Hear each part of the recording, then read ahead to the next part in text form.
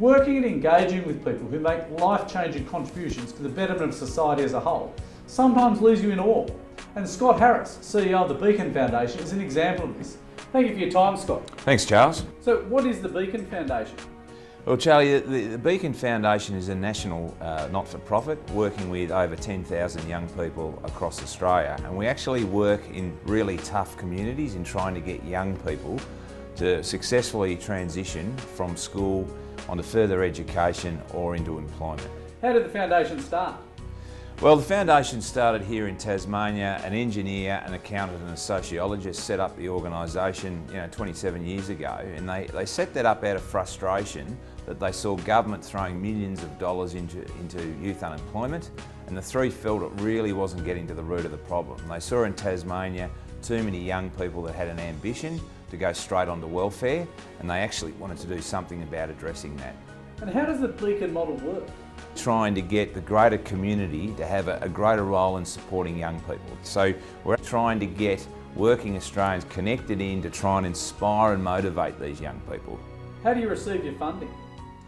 Well, that's one of our biggest challenges, in that every year we have to raise a certain amount of money to ensure this organisation keeps going. So a lot of that is through Corporate Australia. So over the last 20 odd years, Corporate Australia has been pivotal in the Beacon success story.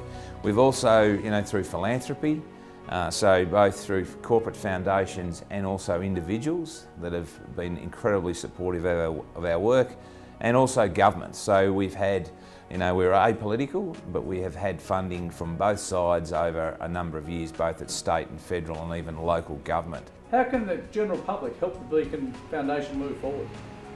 Well, there's a number of ways. Obviously, from our perspective, we want an Australia that understands the issues out there for young people, and secondly, they care to actually do something about it. So from our perspective, the more thinking Australians that actually understand the key issues and take the time to actually go out and see what's happening in those suburbs is vitally important for us to influence politically, and also with corporate support.